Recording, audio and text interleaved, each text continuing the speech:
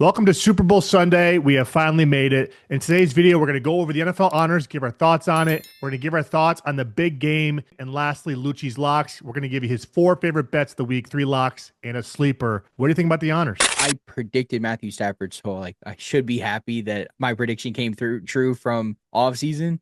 Flashback. At the end of this season, the MVP award will be awarded to... It's a little odd, but I'm gonna go with Rams quarterback Matthew Stafford. End of flashback. But if I'm being honest, I think that Drake May should have gotten it. I understand the statistics and all that, great, but Stafford had a lot of 1-yard touchdowns versus Drake May, who, brought a team that no one thought was going to be really like packing any punch, and all of a sudden they're amazing, getting great statistics, but then also getting to the playoffs and then obviously the Super Bowl. So I think that the maturity from Drake May this season should have played more of a factor in the MVP voting. The fact that it was that close to means that a lot of those people thought I was right too on that. Yeah, I mean, 1 vote's crazy, man. Listen, I would have been happy if, like I said earlier to you, if it was within 10, because I wanted it to be close. If it was a landslide, I'd have been like, what are we doing here? But 1 vote is wild. That's like, you might as well be the winner of the damn thing. But yeah, I mean,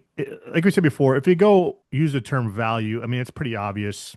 May was their whole offense this season. Stafford obviously played a key role. Obviously, he's a quarterback and he's a great one at it. But if you look at value, break it down, and you look at it on the team, then May should have gotten it. But at the same time, it's what it is. I think every other award was kind of a home run. Like I said in our prediction, I would have loved to see Hutchinson win the comeback player. But after you told me about the yardage with CMC, I mean, it was pretty obvious he was going to win it. With CMC winning comeback player, that was, to me, that made the most sense because he almost joined Roger Craig for the only player to have recorded 1,000 rushing yards and 1,000 receiving yards. It's not been done since 1985, and he was only a few yards receiving away from doing so. Coach of the year, obviously, Vrabel. I mean, it would have been foolish not to give him it. I will say, though, a little honorable mention. I'm happy that McDaniels got his flowers with with the assistant of the year. That was pretty cool.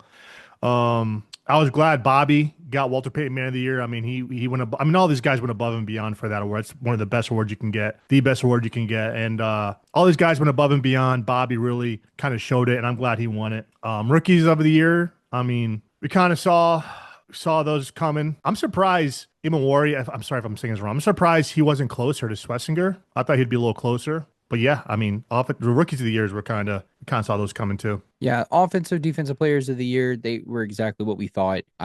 You get the record, you get the award. Like you said last time, and it's absolutely perfect there. JSN also like, if I feel like if the Colts didn't break down, we would have been talking about Jonathan Taylor. Yeah. But JSN was consistent the entire year, so you get it. You get the award after that. So now we're gonna move on to the big game. Unless you've been living under a rock, Seattle and New England are going at it today. So what's your take on the game? What do you think? The spread is 4.5. Sorry, gonna go Seahawks to win, but I will go Patriots to cover. Ooh, I think it's gonna be a 3-point game. I think it's gonna be a very close, fun game. I think that we're not gonna get Patriots Rams where it was very low scoring and boring. No, I think we're gonna get a full-fledged knockout fight between 2 juggernauts that have been juggernauts the entire season. They've been consistent. Both these teams, say what you want about schedules, whatever. There's been so many crazy games that have happened this season where underdogs have been winning randomly.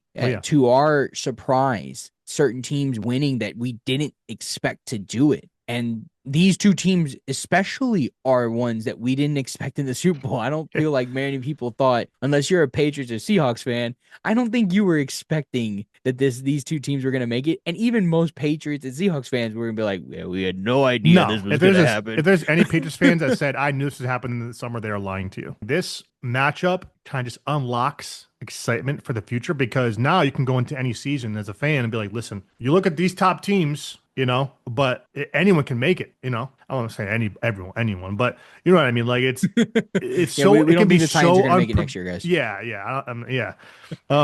But it's it just makes it so unpredictable now. You're like, listen, none of us thought the Seahawks and the Patriots would be going at it. None of us thought it would be Drake May versus Sam Darnold last year. So this year, I'm talking about, foreseeing here. And this year, it's like maybe it won't be Mahomes, maybe it won't be Jalen Hurts, maybe it won't be Allen or Lamar, whoever. You just never know. It kind of unlocks that mysterious excitement that you can have. As far as the game, man, I mean, I just hope this is how I think it's going to go. I think it won't be a consistent game all game. It won't be a slow defensive game all game. It won't be a shootout all game. I think half the game, maybe it starts slow and then just picks up big time in the second half, or maybe it starts explosive and it kind of settles down. I think it'll be kind of two different halves here, and I just hope we see a good game here. I think we will. Everyone and their mother is not you obviously, but they're saying we're gonna get killed by 30. So I mean, hey, no. As long as we keep it close, man. None of us thought we'd be here. None of them thought we'd. I'm talking about the fan bases out there. None of them thought we would even be in the playoffs. So hey, man, if we go out there and we lose by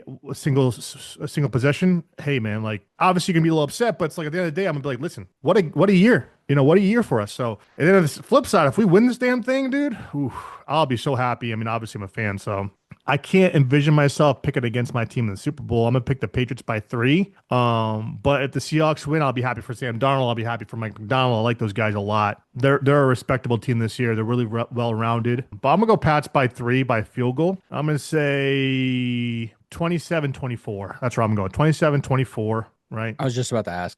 I was thinking 24-21, but it's like, nah, let's do 27-24 and make it more exciting there. A little bit more exciting. So I was about to ask because I was thinking like what my score prediction would be. I'm going to go 30-27. And then another thing is I saw Seth Rollins. He was saying how this is like fresh. I'm not talking about the teams, right? Because there's nothing, it's not talking about the teams, the franchises, like new quarterbacks, new coaches, pretty much all new players, right? So it's like, it's a fresh set coming in. So yeah, we'll see. All right, with that being said, it's time for Luchi's locks. He's going to give you his 4 favorite bets of the week, 3 locks in a sleeper. What do we have for the Super Bowl? All right, so starting off with my first lock, I'm going to go with Drake May throwing an interception. I wanted to do both quarterbacks throwing an interception, but for some reason, Sleeper did not have that at the time that I was making my picks. They might now, but I at the time they didn't have it. I got Henderson having 17.5 rushing yards as a lock. In these playoffs, Henderson has not gotten very many rushing yards or very much production at all. I think that may have been on purpose. I think that they're going to unlock him and have him running a little bit more. Cooper Kupp having 32.5 receiving yards. Now, if Gonzo is guarding JSN, I think that this is the easiest lock. And finally, my sleeper, as much as I love Gonzo, JSN for 7.5, more than 7.5 receptions. So I do think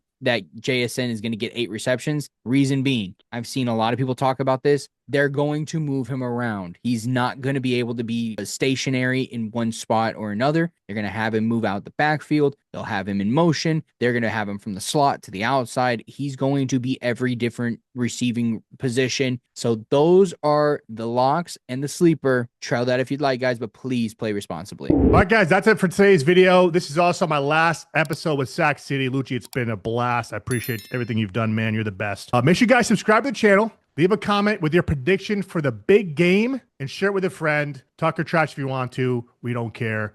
Enjoy the game, guys.